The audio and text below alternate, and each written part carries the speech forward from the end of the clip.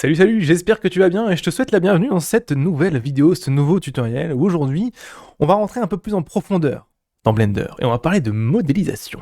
Alors évidemment, si tu n'as pas vu la vidéo que j'ai fait juste avant sur l'interface, c'est mieux de l'avoir avant, sinon tu vas être complètement perdu. Voilà, sache-le. Tu vois, j'en ai qui pètent des câbles dans les commentaires. Il faut voir la vidéo avant, sinon évidemment ça marche pas. Bref.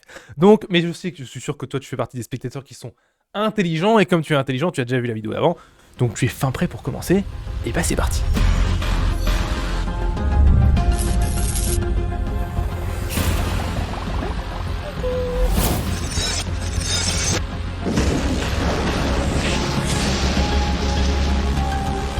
Alors, on se retrouve du coup sur mon écran. Je vais réouvrir Blender.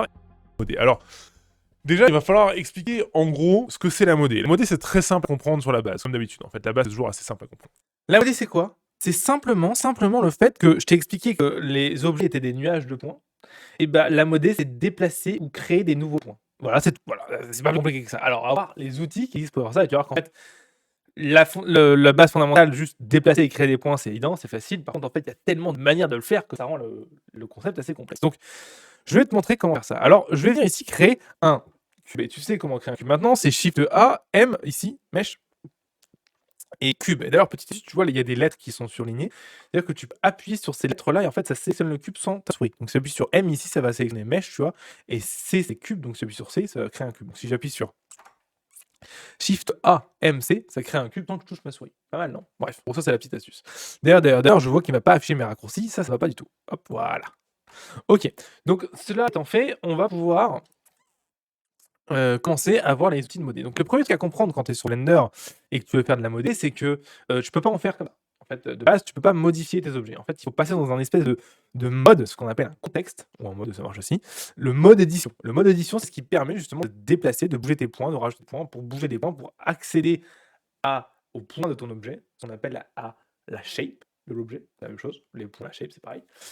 Il faut passer en mode édition. Et pour passer en mode édition, en fait, tu as 2 manières de le faire. La première manière, c'est d'ici, en fait, changer le mode de ta vue 3D. Tu en as plein, en fait, tu vois, tu pas que le mode édition. Il y a le mode edit, tu vois, hop, là, je vois mes points.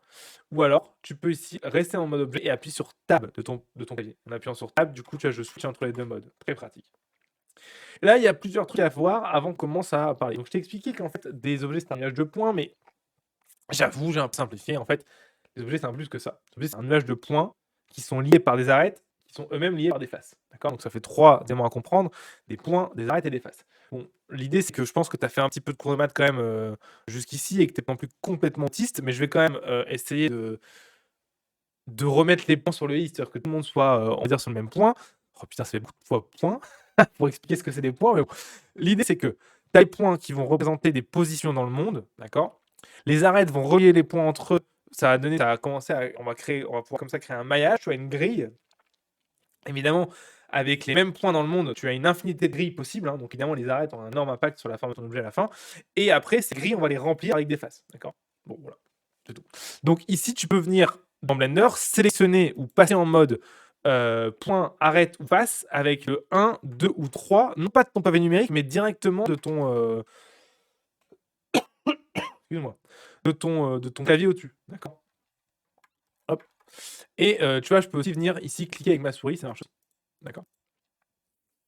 Et cela étant dit, du coup, je peux venir déplacer ou modifier un point de la même manière que déplacer, tourner ou scaler un objet dans le monde dans la première vidéo. Donc, si je sélectionne un point avec le clic gauche, tu vois, je peux faire G et je le déplace du coup comme je déplaçais un objet dans la vidéo d'avant. D'accord? Enfin, si t'as pas vu la vidéo d'avant, va la voir. Je ne le répéterai pas. Donc, tu vois que si je fais ça, du coup, c'est la même chose, je tourne tout l'objet si je sélectionne tout. Et d'ailleurs, comment j'ai fait pour tout sélectionner? Je t'oublie. J'ai appuyé sur A. A dans Blender, ça sélectionne tout. Alt A, ça désélectionne tout. A, ça sélectionne tout. A, ça désélectionne tout. Ok.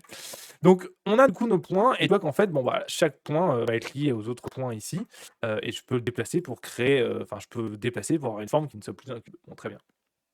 On peut aller un petit peu plus loin que ça, évidemment. On peut passer par exemple ici en face, et on peut créer de la matière. Créer de la matière, du coup, ça va créer une nouvelle face par-dessus, et ça va tirer, en fait, comme faire un tube, tu vois.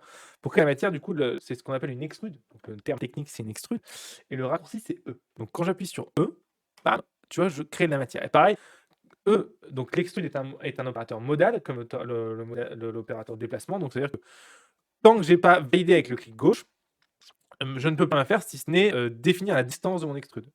Donc je définis la distance, j'appuie sur entrée pour valider. D'accord? Et maintenant du coup, on a l'extrude qui est effectué. OK? Ça étant dit du coup, sache que dès que tu fais un opérateur dans Blender et que tu l'as validé, tu peux revenir sur ces options ici, tant que tu fais pas un autre opérateur pour changer les éléments. D'accord? Et tu vois que tu as plein d'options possibles quand tu fais extrude. Tout ça, tu peux les changer. D'accord? Tu as d'ailleurs plus d'options souvent ici que pendant l'opérateur modèle. Donc une fois que tu as validé l'opérateur, tu peux revenir sur ces options et en fait Blender va revenir en arrière et refaire l'opérateur avec ces options-là. D'accord? Cela étant dit, je peux aussi, si je le souhaite, sélectionner plusieurs faces. En faisant Shift. Si j'appuie sur Shift, clic gauche, ça sélectionne plusieurs faces. Je peux aussi avoir un carré de sélection, c'est facile. Et je peux aussi venir ce qu'on appelle sélectionner une loupe de faces. Donc c'est vraiment, je veux sélectionner toutes les faces qui font le tour ici. J'appuie sur Alt et clic gauche ici. D'accord? Moi, j'ai appuyé sur Shift. Encore une fois, c'est parce que le Alt, clic gauche me permet de tourner, mais c'est parce que j'ai des raccourcis un peu différents. Mais ça sera bien Alt, clic gauche. Et du coup, là, j'ai la loupe directement. D'accord? Si j'appuie sur Alt, Shift, clic gauche, je peux du coup sélectionner une deuxième loupe. Ok. Voilà, pour la sélection. La sélection, c'est important que tu la captes parce que tous ces systèmes de sélection vont nous permettre d'aller plus vite quand tu vas travailler. Ok? Donc, on a fait une extrude. Alors, je vais revenir, enfin, je vais revenir en arrière. Je vais plutôt prendre ça et supprimer cette partie-là que j'ai extrudée. D'accord? Donc, j'ai pris la loupe ici avec Alt plus Shift, cette face-là, j'appuie sur X pour supprimer les faces. Là, j'appuie sur X, il me demande ce que je veux supprimer les faces. Là, je me retrouve avec mon objet et avec un trou. On va éviter d'avoir un trou parce qu'un objet avec un trou, ça n'existe pas dans la vraie vie. Hein. Dans la vraie vie, chaque objet a une épaisseur. Là, j'ai l'objet avec des faces qui n'ont pas d'épaisseur. Tu vois, ça, c'est impossible. Donc ici, je vais fermer cette face. Pour ça, je vais prendre la loupe d'edge ici. Donc, je rappelle ce que je fais. Je suis en face, je passe en edge en appuyant sur 2. Je prends la loupe d'edge en faisant Alt clic gauche dessus et j'appuie sur F pour créer une face. Et du coup, c'est la deuxième option, la deuxième action qu'on voit aujourd'hui, c'est F, ça crée une face depuis les arêtes que sélectionnés. Donc on a vu deux choses là en modé, en plus de d'habitude, c'est E pour faire une extrude, créer de la matière, F pour faire une face depuis des edges ou des points, ça marche aussi. Donc ça, une fois que tu as ça, en fait, tu peux tout faire. On va avoir d'autres outils, mais en fait, tu peux déjà tout faire. D'accord? Par exemple, ici, alors on va faire un petit truc assez rapide. Je vais venir prendre mon objet, je vais le déplacer un petit peu sur le haut ici, voilà. Hop, je suis toujours en mode édition, hein, tu vu? Et je vais venir ici, bah, voilà, faire un petit sapin de Noël. Petit sapin de Noël. Très rapidement, juste histoire de voir un petit peu comment ça marche. Donc, je fais un extrude, hop, tac, hop, tac, hop. Donc tu vois, juste E, S, enfin c'est des trucs très basiques, hein. Et donc ça va être le tronc de mon sapin. Et le sapin, je vais hop, venir faire un scale ici. Donc là, je fais un E, je fais un scale direct. Donc là, je fais un E, et en fait, il est resté sur le même emplacement, mais juste je l'agrandis. E, S, du coup. Tac, et là, je fais un E, au lieu d'aller vers l'avant, je vais aller vers l'arrière. Paf. Du coup, ça, hop, je retourne et du coup, ça crée un creux en fait dans mon objet. D'accord? Tac, je vais descendre, descendre, descendre. On va agrandir ça. Jusque là, ouais. Hop. Et là, encore une fois, E et la petite astuce S pour agrandir. Du coup. Tac. Et là, E. Hop. Tac. Et du coup, j'ai mon sapin. Et oui, tu as pris l'astuce, du coup. Hop, on a un trou et on a du coup le tronc et le sapin. Ok. Et on va du coup aller faire un petit tac. Tac.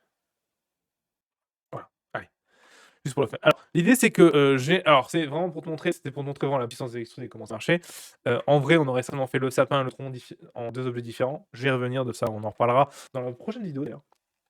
Mais là, c'était pour te montrer un petit peu les différents éléments. Alors, je vais te montrer du coup, avec ce petit modèle que je viens de faire ici rapidement, bah, quelques petites astuces de modélisation, quelques outils en plus, histoire que je puisse faire quelques petites choses en plus. Alors, un truc qu'on aime bien faire souvent en modélisation, c'est qu'on se dit: «Ah ouais, j'aime bien avoir ces arêtes-là, mais là, elles sont très carrées, j'aimerais les arrondir un peu». D'accord? Ici, j'aimerais que ça soit un peu plus rond, ou en tout cas cette partie-là. Peut-être genre là à là. Alors tiens, comment je fais pour sélectionner de là à là? J'appuie sur ça et je fais CTRL et ça sélectionne du coup toutes les arêtes entre. D'accord? Shift, CTRL. OK? Shift, pardon, Shift, CTRL. CTRL, voilà. Et ici, du coup, une fois que j'ai sélectionné là, je peux venir arrondir ces arêtes-là, c'est ce qu'on appelle faire un bevel. Donc le raccourci pour un bevel, c'est CTRL B, d'accord? CTRL B, ou alors tu peux venir ici dans Edge et Bevel Edge, c'est la même chose, d'accord? Encore une fois, hein, tous ces menus-là sont aussi affichables directement dans le raccourci ici. Alors Shift A, c'est toujours Add, d'accord? Le menu Vertex, c'est, si je dis pas de bêtises, CTRL V, d'accord? Le menu Edge, c'est CTRL E, et le menu Face, c'est CTRL F. Je ne suis pas sûr qu'on ait le CTRL M, je vérifie. Non, le CTRL M, c'est pour faire un mirror, donc c'est pas ça. Donc je ne connais pas le raccourci pour voir Edit Mesh. Je sais pas s'il existe pour le coup, mais peu importe. Donc là, du coup, si je veux faire un bevel, on va faire CTRL B, pardon, CTRL E et bevel ou alors CTRL B, d'accord? Et hop, tu vois, ça me permet d'arrondir mes edges. Alors toujours que tu pas un petit peu en vrille. Pourquoi? Parce qu'en arrondissant, du coup, ici, je viens, ça tu vois, ça vient se superposer ici, tu vois? Hop. Ouais, du coup, ça, c'est un peu moyen, tu vois? On est pas trop. Donc on va éviter, du coup, pour ça, je vais juste désélectionner ces éléments-là en appuyant sur CTRL et en faisant un petit arrêt de sélection. Attention à pas oublier celui qui est derrière, d'accord? Hop, hop. Hop, et du coup, là, je vais refaire un bevel ici. D'accord? C'est parti, CTRL B. Et là, du coup, tu vois, hop, je peux sélectionner et arrondir. Et ce qui est intéressant avec l'opérateur de bevel, donc j'appuie sur Shift là pour que ce soit lent. Et je peux appuyer sur ma molette pour rajouter, tu vois, de la définition sur mon arrondi. Et là, je vous connais tous, vous allez me faire ça, et vous allez me faire ah ouais! Et vous allez me mettre 45 000 trucs pour que ce soit bien rond. Non. Vous arrêtez, vous ne faites pas ça. Ça rend votre objet hyper lourd pour rien. En fait, il faut savoir que le fait d'arrondir en 3D, on ne le fait pas directement en modélisation, on le fait avec ce qu'on appelle des modifiers. J'en parlerai, dans le cours qui suit. Donc pour l'instant, juste, on va pas faire ça. On va juste venir ici, on va faire un contrôle B, on va mettre genre 2 edges, ça suffira amplement. D'accord? Voilà. Même une en fait suffit amplement. OK? Et ça m'a l'air pas mal. Et du coup, tu as vu comment arrondir des, éléments dans un objet. OK? Alors qu'est-ce qu'on peut faire d'autre? Et on va faire plein de trucs. Par exemple, on peut faire un inset. Une inset, tu vas prendre cet objet-là et au lieu de faire un extrude en fait, ici, l'inset c'est l'inverse, ça enlève de la matière. Donc ici, c'est I. J'appuie sur I.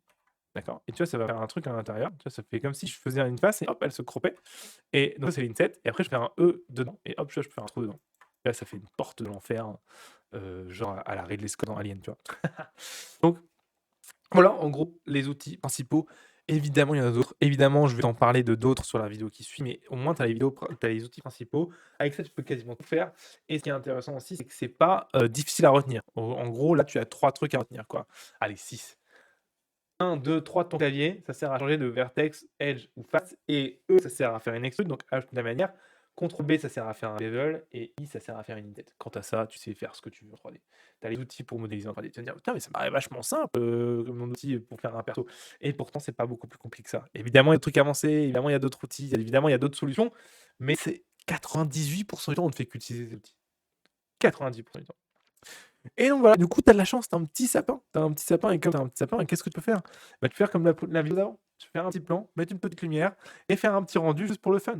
Mais la prochaine vidéo, ça va être très, très cool parce qu'on va faire un vrai truc, une vraie modélisation, un vrai projet, comme si c'était une vraie prod, tu vois? Alors, je vais pas juste expliquer, là, je vais faire un truc fini, d'accord? Ça va être vraiment énorme. Mais en attendant qu'on passe à la vidéo d'après qui va être incroyable, tu peux déjà Ah, déjà commencer à aller beaucoup plus loin. Et comment tu fais pour faire ça? Il suffit de regarder une petite formation que je vais être gratuite de 7 jours qui s'appelle les 7 erreurs que tous les artistes 3D débutants font. C'est simple, quand tu commences à 3D comme là, tu vas faire plein d'erreurs parce qu'il y a plein de trucs que tu ne connais pas et c'est normal. Et bah, ce qui est intéressant, c'est si tu connais ces erreurs avant, tu perds beaucoup moins de temps, tu vas t'éviter des mal de crâne et tu vas au moins pas casser 2 claviers, peut-être un mais pas 2 grâce à ça. Et c'est 7 erreurs des artistes débutants qu'il faut à tout prix éviter. Vous cliquez là pour y accéder, là, pardon. C'est gratuit, ça dure 7 jours, 1 heure par jour et j'ai fait mon mieux pour t'expliquer ça de la manière la plus claire possible et la plus pédagogique possible. Les 7 erreurs des artistes débutants. On se voit là, à tout de suite.